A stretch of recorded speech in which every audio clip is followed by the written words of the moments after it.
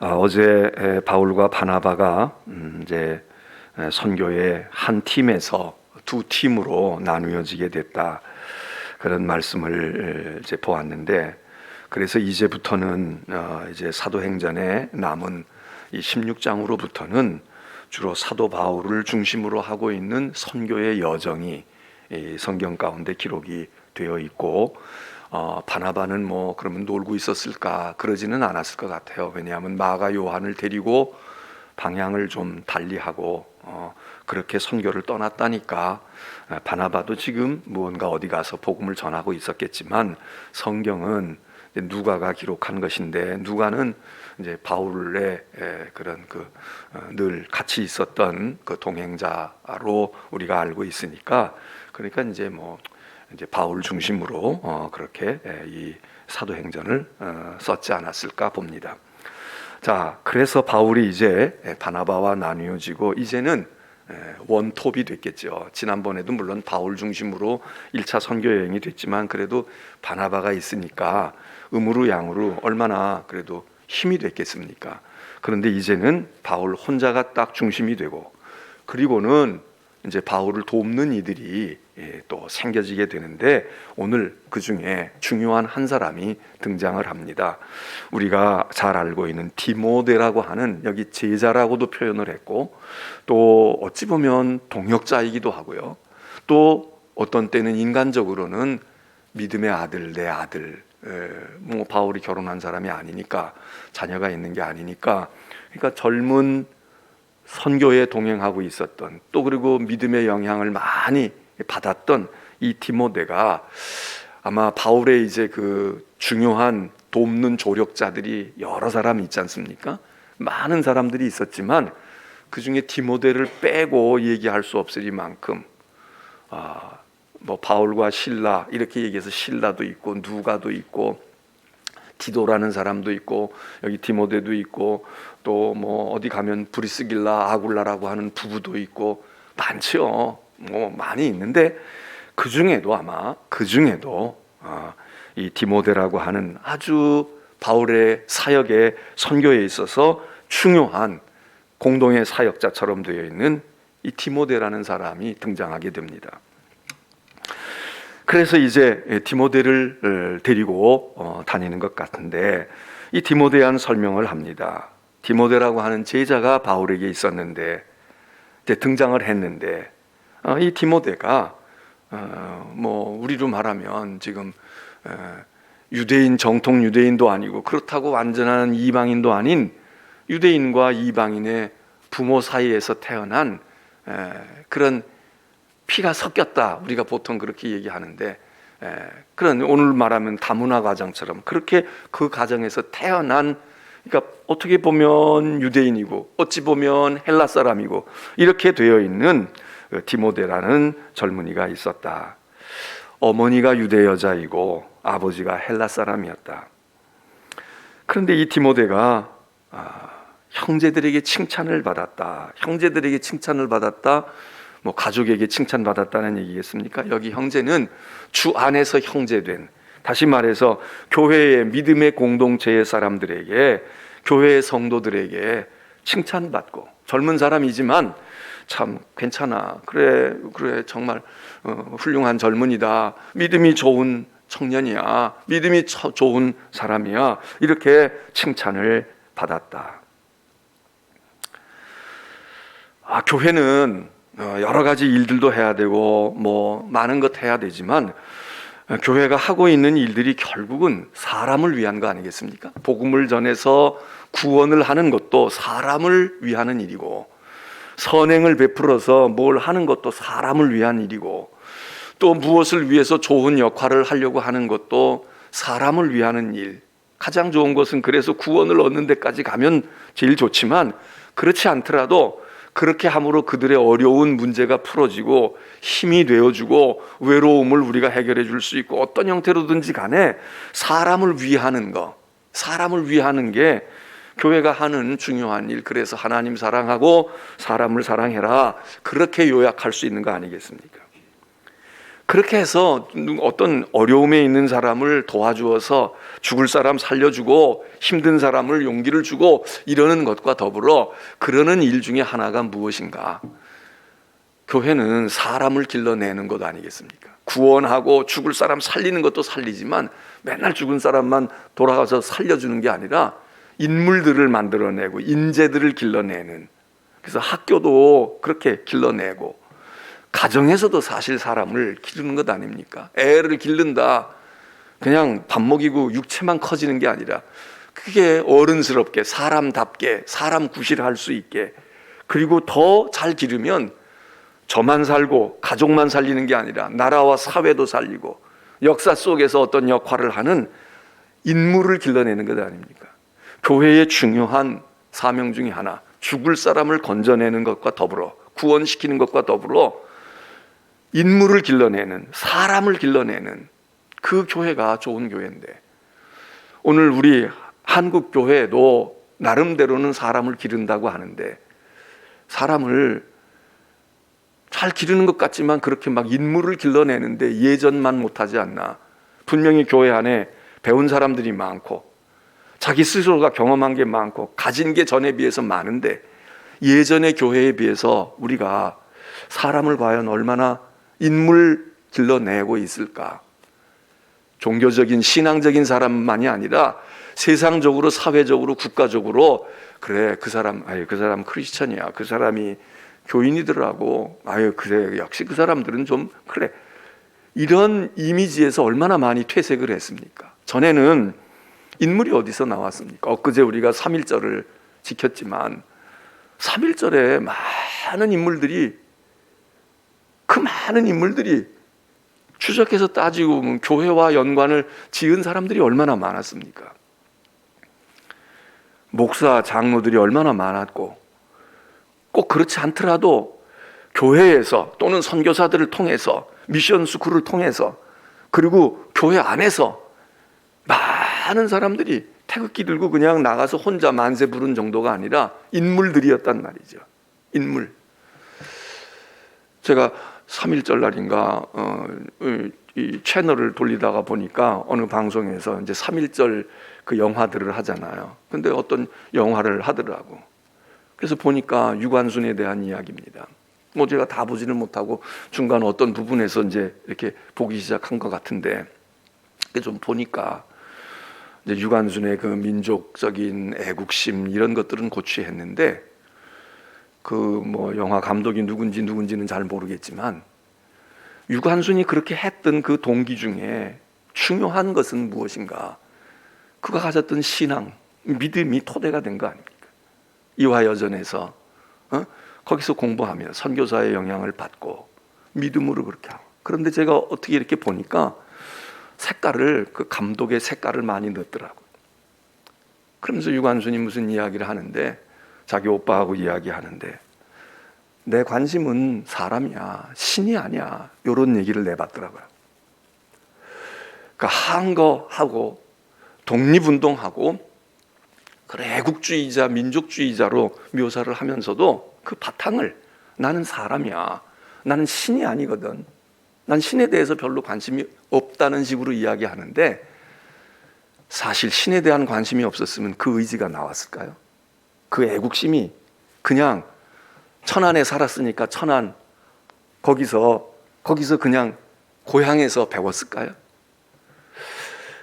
이게 오늘 우리가 문화의 강국이다, 한류가 어쩌다 이러고 하는데 마냥 좋아만 할 수가 없습니다. 왜? 물론 우리의 젊은이들이 춤도 잘 추고 노래도 잘하고 뭘 가서 한국적인 무엇을, 그래서 음식도 많이 팔고 뭐 이렇게 하는 거 세상적으로 보면 좋습니다. 근데 문제는 그렇게 하고 있는 우리의 한류 속에 우리가 전통적으로 왔던 것까지 기독교로 색칠할 필요는 없지요. 샤머니즘이 우리가 강하니까 그건 그것대로 그렇게, 그건 있는 대로 인정할 수밖에 없죠. 그러나 더군다나 근현대사에 있어서 기독교의 복음이 전래되고 난 다음에 와졌던 것 가운데 특별히 역사적인 의미를 담고 있는 그런 일들 속에는 기독교의 신앙이 그 속에 많은 영향을 주고 있는데, 그게 동기가 되어 있는데 그거를 다 탈색해버리고 그거를 다 빼어버리고 다른 데서 그것이 온 것처럼 이렇게 하는 거, 그것이 문화적인 작업을 통해 영화, 드라마, 노래, 소설, 문학 이런 것들을 통해서 은근히 색깔을 뽑아버릴 것 뽑고 넣을 것 넣어가지고, 요즘에 사진 찍고 컴퓨터나 이런 걸로 보정을 해가지고 둥근 얼굴도 갸름하게 만들고 주름진 것도 다 펴가지고 나중에 자기가 봐도 이게 내 얼굴인가 아닌가, 물론 아주 교묘하게 기술적으로 약간 이렇게 하면 도움이 되겠지만 어떤 경우에는 멋있는 사람이 하나 나오기는 나왔는데 이게 난가, 본인도 의아하게 생각할 정도로 그렇게 만들어 놓고 세월이 지나면, 한 대, 두 대, 세 대가 지나면 그게 우리 할머니의 모습이야, 우리 할아버지가 이 모습이야, 그렇게 알 수도 있을 거 아닙니까? 그 설석같이 이렇게 아주 훈남이었어, 이렇게 미남, 결코 그렇게 미남이 아니었어. 그런데 그렇게 만들어 놓은 거 가지고 이 역사의 왜곡이 아름답게 만들어가고 자부심을 가지게 하는 건 중요하지만, 그것보다 더 중요한 건 정말 인물을 만들어내고 인재를 길러내는 것, 그게 교회의 사명이다, 교회의 중요한 역할이다. 바울 자신도 열심히 하고 바울 자신도 훌륭했지만, 물론 애당초 좋은 사람들이 와서 바울을 많이 돕기도 했어요. 워낙 훌륭한 분이니까 거기에는 유유상종이라고, 거기에는 거기에 맞는 백로가 있는 곳엔 백로들이 모였겠지. 그래서도 됐지만 좀 부족한 사람도 바울 주변에 와서 바울 비슷하게 되어가는 많은 인재들이 길러지고, 교회 안에서 배우지 못한 사람이고 출신이 옛날 같으면 뭐 그냥 그랬지만 교회라는 공동체에 들어와서 얼마나 많은 사람들이 선각자들이 됐습니까? 얼마나 많은 사람들이 대단하게 되어 있습니까? 오늘날 교회가 이런 능력을 가지고 있을까? 신앙적인 것, 또 사회적인 것도, 물론 이제 사회가 점점 전문화되고 그렇게 되니까 교회가 그걸 다 할 수는 없죠. 옛날 교회가 영어를 제일 잘 가르쳤지. 뭐 가르치고 말 것도 뭐 있어. 선교사하고 같이 다니다가 보면 영어 하는 사람들이 어디서 나왔겠어요? 6.25 때 통역하는 사람들이 어디서 나왔겠냐고. 외국어 학교, 국제 학교가 있었어? 여기 무슨 미국 무슨 저렇게 사립학교처럼 학교 와가지고 비싼 돈 내고 보내서 걔네들이 나가 통역했습니까? 다 선교사들을, 또 미션 스쿨에서 그때 영어 배우고 선교사들과 같이 다니면서 그냥 통역하고 그러다가 그 후에 미군들이 들어오니까 이제 군대를 통해서, 군대에서 하다못해 옛날엔 슈샤인보이라고 그렇게 해서 구두 닦기 하면서 오히려 걔네들이 더 영어를 했잖아요. 학교 다니고 중고등학교 다니고 대학 다녀도 일본 사람 밑에서 이것만 문법만 배우고 앉았던 사람보다 미군들하고 같이 다니면서 거기서 그냥 되는 말 안 되는 말 실제로 한 그 사람들 가운데 목회자들도 유명한 여기 김정한 목사님 같은 분, 빌리그레함 통역했던 분도 그렇게 했다는 거 아니에요. 그렇게 해가지고 영어 시작해가지고, 그래서 그냥 나라를 위해서도 전쟁터에서도 외교관으로도 선교하고 복음을 전하는데도, 구두닦이 아이들이, 그냥 전쟁 고아 아이들이 미군들 따라다니다가 입양돼가지고 가거나 미국 가거나 이래서 나중에 과학자도 되고 뭐도 되고, 이런 사람들이 한둘이 아니고 교회 안에 있던 사람 한둘이 아니지 않습니까? 그런 점에서 오늘 우리가 인물들을 과연 길러내고 있나? 그리고 이 디모데는 바울을 만나서 훌륭하게도 됐지만 형제들에게 칭찬을 받았는데, 이 디모데 전서에 가서 보게 되면 바울이 디모데를 향해서 너 정말 예수도 모르고 그랬는데 너 많이 달라졌네, 세례받고 집사 됐더니 달라졌네, 이렇게 얘기하는 게 아니라 뭐라고 말하는가 하면, 너를 보니 내 외조모가 생각이 나고 내 어머니가 기억이 나고 알게 되는데, 내 외할머니가 믿음이 좋았잖아. 그 믿음이 너에게 갔구나. 내 어머니의 믿음이 너에게 갔구나. 교회의 인물은 바울에게서 길러졌다 이렇게 본다면 교회에서 길러지겠죠. 훌륭한 목사가 있어야 사실 훌륭한 교인들이 생기지. 훌륭한 선생님이 있어야 훌륭한 제자가 나오지. 그러니까 교회가 길러야 되지요. 그러나 디모데 경우를 보게 되면 디모데는 바울에게서 영향을 받은 건 못지않게, 바울이 얘기하잖아요. 내 속에 있는 그 믿음, 내가 가지고 있는 그 양심, 그건 내 외할머니 속에 있던 거고 내 어머니 속에 있던 거다.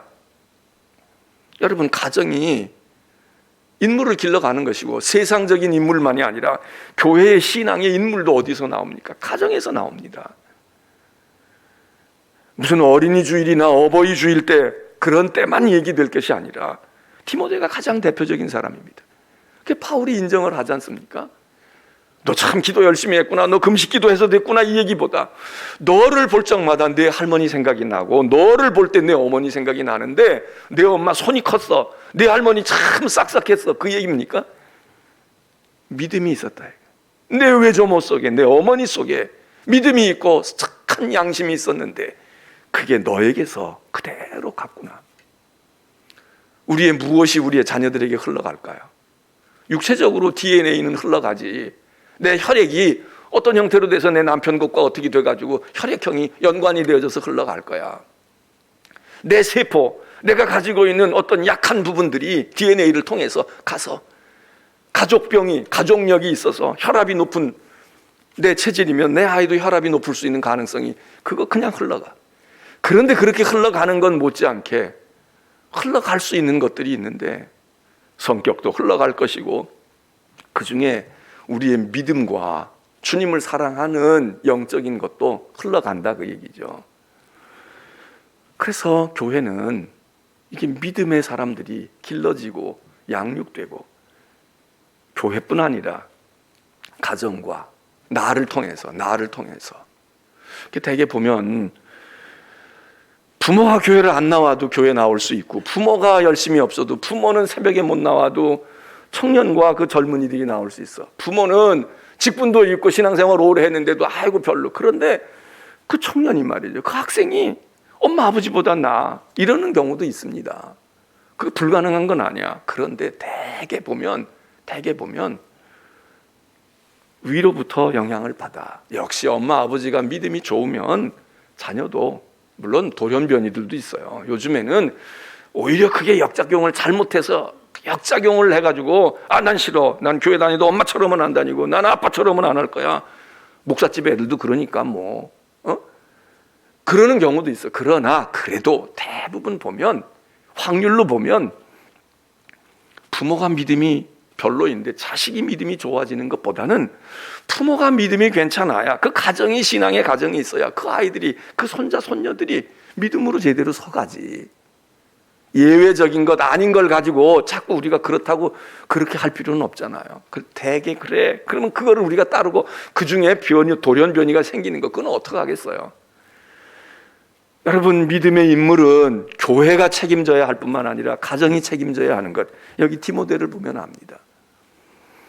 교회는, 신앙은 믿음의 사람들을, 그리고 그 믿음의 사람들이 그냥 하늘만 바라다보고 그리고 그냥 오로지 기도하고 금식하고만 삽니까? 믿음으로 제대로 된 사람들은 사회에도 지도자가 되고 사회에도 영향을 주는 생각을 가지고, 우리 오늘 여기 준범이도 썼잖아요. 강아지도 챙겼지만 여기 뭐라고 그래요? 군대에 가서도 자신을 돌아보고 신앙적으로도 진로에 있어서도 깊이 고민하고 답을 찾아 나아가는 의미 있는 시간을 보내도록. 제대로 잘 썼잖아요. 제대로 잘 썼잖아. 생각하고 고민하고, 야, 이거 진로 어떻게 해야 될 건가? 군대 가서 나라 지키는 것도 그렇지만 생각할 기회가 많고 하니까 그거 하겠다. 우리 준범이도 우리 여기 송도에 와가지고 처음 여기 송도에 처음 교인 중에 하나거든. 아버지도 학교 선생님이었고, 그리고 신앙생활 열심히 하는 분이었는데, 그냥 그때 운동을 좋아하는가 봐요. 이분이 이 아버지가 우리 교회 신앙생활을 오래 하고 저기 한 분이 아니고 그냥 잠깐 신앙생활 하다가 우리랑 헤어졌어. 세상을 떠났다고. 운동을 좋아하는 분인데 테니스 하다가, 운동하다가 우리 교우들하고 같이 했잖아요. 그래서 같이 하다가 토요일인가 언젠가 그렇게 하다가 그만 뭔가 충격이 왔던 것 같아. 근데 그 길로 세상을 떠났어요. 젊은 학교 선생님이. 얘가 말이죠, 얘만한 거 눈에도 선해. 요 누나하고 얘만한 거 둘 남매를 남겨놓고, 그 부인 집사님 남겨놓고, 그리고 그냥 갑자기 건강하고 다 아무 뭐가 없던 분인데 그냥 테니스 하다가 어떻게 뭐가 심장마비가 왔든지 어떻게 돼가지고, 그러고 그 제가 늘 생각이 나지요. 그때 온 교인들 중에 그런 분들이 있는데, 야, 이분도 좀 더 있으려면 지금 한참 얼마든지 가르치고 얼마든지 신앙생활 할 뿐인데, 아까운 분이 갔는데 그 후에 아들이 잘 컸어. 믿음으로 잘 컸어요. 그 뭐 키도 말이죠. 또 얼마나 커지고 믿음으로 컸어. 그 엄마가 또 얼마나 지극정성으로 돌봤겠어요. 그거 보람이지. 그게 그 가정 하나만 서간 게 아니라 그게 우리 교회가 서간 것이고 우리 나라가 서는 거죠. 교회는 인물들이 나와야 합니다. 뭐 세상적으로 무슨 뭐 뉴스거리가 나오는 그런 대단한 인물들이 아니라 가만히 들여다보면 보이잖아요. 여러분들 우리 교회 교인들 성도들의 가정을 보세요. 저 집은 그래 세상적으로 그래도 애들이 잘 취직했네, 공부 잘하고, 그리고 뭘 해가지고, 그래도 이젠 걱정 없어, 먹고 살만 해졌네, 이제는 괜찮아, 이러고 세상적인 눈으로 볼 때 집안이 더 서가는, 가문이 서가는 경우가 보이잖아요. 어떤 데에는 아버지는 그런데 엄마는 그런데 그 자식들은 조금 그러네, 저거 어떡하지, 저거 어떡하지, 이렇게 좀 생각되는 데도 있잖아요. 신앙적으로도 그거 안 보이세요? 신앙적으로도 보여. 믿음으로도 보인다고. 저 집은 애들도 많지만 또 애들이 많고 적은 걸 떠나서 그래 신앙적으로 그래 며느리가 오고 사위가 오고 그랬는데 그런데 이게 돼 가네, 그래도 돼 가고 뭔가가 엮어져 가네, 이렇게 보이는 집안들이 있는가 하면 어떤 집안은 할아버지 할머니 엄마 아버지는 믿음 가운데 있었고 막 충성하고 그랬는데 그런데 자녀들이 어떻게 돼서 말이에요, 세상에 잘못된 그런 것도 보고 또 나름대로 무슨 상처도 받고, 아니면 결혼할 때 어떻게 됐거나, 아니면 뭐 군대 가서 어떻게 됐거나, 뭐 잘못 친구를 사귀었거나, 하여튼 믿음이 건들건들 하는 게 건들건들 한단 말이에요. 한 화분에, 저희 집에도 뭐 그냥 화분이 별로 없지만 한 화분에 종류가 다른 나무나 또 이렇게 몇 그루가 이렇게 있는 경우가 있잖아요. 같은 화분 속에 있는데 어떤 거는 거기서 뿌리를 내려가면서 색깔이 짙푸른색을 띠면서 잎사귀가 번성하는 게 있고요. 어떤 건 뿌리가 다 드러나고 그리고 뭐가 잘못돼. 그런데 그거를 제가 조금 더 능력이 있거나 관심이 있거나 그러면 뭐를 자꾸 하고 영양분도 주고 이러면 살릴 수 있겠지. 그런데 그게 첫 번째 관심이 아니야. 그냥 물이나 좀 주고 그냥 햇빛이나 보게 이렇게 돌려놓고 시간이 흐를수록 같은 화분 안에서도 차이가 나. 똑같은 사람이 돌보고 있고 똑같은 환경 속에 있는데도. 여러분, 교회는 예배당도 잘 지어야 하지만 믿음의 사람들이 잘 길러져야 하고요. 그게 교회가 교회를 위해서도 좋지만 우리 사회와 우리 나라를 위해서도 그게 얼마나 큰 기업입니까? 공부만 잘하고 학교만 좋은 데 갔다 어디 갔다 지방이냐 수도권이냐 이것보다 중요한 것은 믿음의 디모데들이 길러지는가. 그리고 그 디모데가 길러질 때에 교회가 할 일을, 가정은 가정이 할 일을, 이럴 때 이게 잘 자라는 거 아닙니까? 거기다가 이제 학교까지 되어지면 트러스트, 삼각이 되지. 세상적인 가르침에 교육이 일어나고 교회가 바탕을 두고 가정이 되어지고 이러면 세 가지가 딱 버팅겨주면 그 안에서 세상적으로도 신앙적으로도 잘 자라는데, 어떤 경우는 세상적으로는 그냥 나름대로 뒤처짐이 없을 수 있어요. 신앙적으로는 또 그렇게 됐는데 뭔가 믿음은 좋고 참 착하고 그러기는 한데 무능해져. 시야가 좁고, 그래서 교회 안에서는 그러는데 밖에 나가면 할 줄도 모르고 역량도 없고. 이것도 사실 교회가 신경 써야 하거든. 교회가 공부하라 소리를 하는 곳은 아니지만 교회에 오게 되면 공부에 관심이 없던 애들도 꼭 이 공부가 아니더라도 여기 준범이처럼 진로에 대해서 정말 고민하고 내가 어떻게 해야 될까, 어느 방향으로 갈까 기도하면서 고민하고 젊은이들이 이러면서 커져야 되잖아요. 또 교회 안에 이런 인물들이 보여야 돼. 그 장로님, 진짜 장로님이 그래, 그 권사님 보니까 사업하시는데 나도 저렇게 하면 좋겠다. 저 장로님 보니까 나도 말이야 공부하고 이렇게 해가지고 이러면 좋겠다. 그리고 이게 가정에서 엄마 아버지가 보여주면 제일 좋지만 아니더라도 믿음의 형제 자매들 가운데서 이게 보여져야 되잖아요. 그러면은 관심을 가지는 거야. 그렇게 해야지, 저렇게 해야지. 근데 주변에 별로 볼 사람이 없어. 기도는 열심히 하고 있는데 기도할 때는 괜찮은 것 같은데 그렇거나, 또는 세상적으로는 괜찮은데, 저분은 말이야, 그래, 사회에서는 다 돈도 있고 뭐 지위도 있는 것 같은데, 교회 신앙생활 하는 거 봐서는 별로 그렇게 꼭 그런 것 같진 않아. 이러면은 어떤 영향을 받겠습니까? 그래서 교회 안에 우리가 그 모습을 보여줘야 돼. 저도 이렇게 나이 먹어가면서, 그래, 건강해지고 말이야, 튼튼하고, 그래도 더 젊게 보이고. 얼마 전에도 저희 아버님을 이렇게 뵀는데, 저희 아버님이 제가 이제 앞에 가는 걸 이렇게 밝은 햇빛에서 볼 기회가 집안에서만 보시다가 잠깐 밖에서 보셨는데 그러시더라고요. 아이고, 김 목사도 흰머리가 많아졌네. 김 목사 흰머리가 많네. 그러시는 거예요. 그 밝은 데서 이제 저를 보셨지, 뭐 제가 갑자기 뭐 염색했다가 지운 것도 아닌데.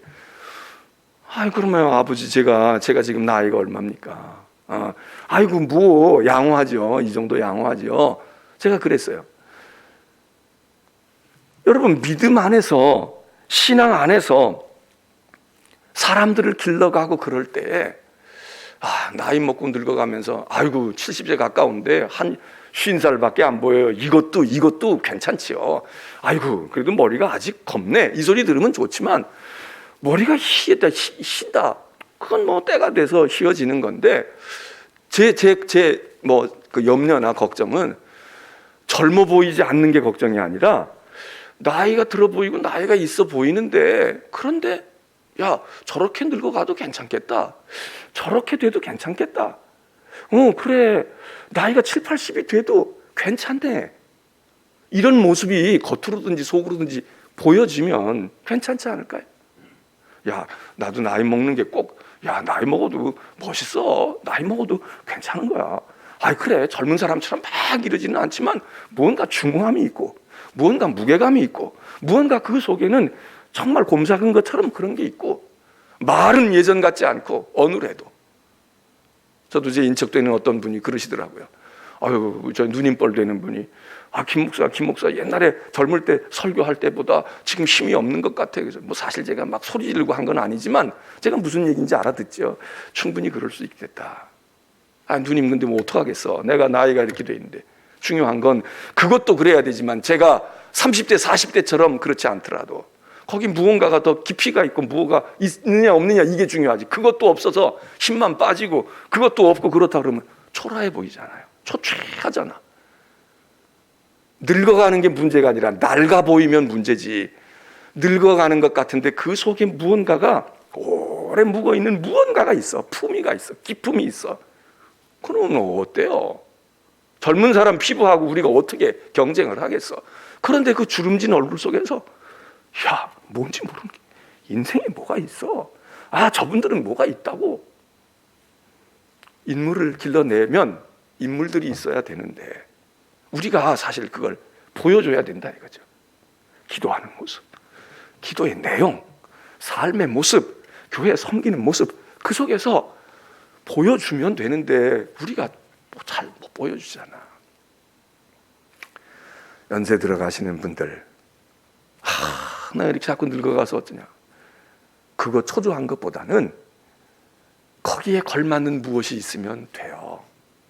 나무가 다 낙엽을 떨어뜨리고 앙상하게 서 있는 것 같아도, 여러분, 추운 겨울에 나뭇잎 한두 개 달려있고 다 벌거벗은 나무들 바라다 보고 비참하게만 생각이 듭니까?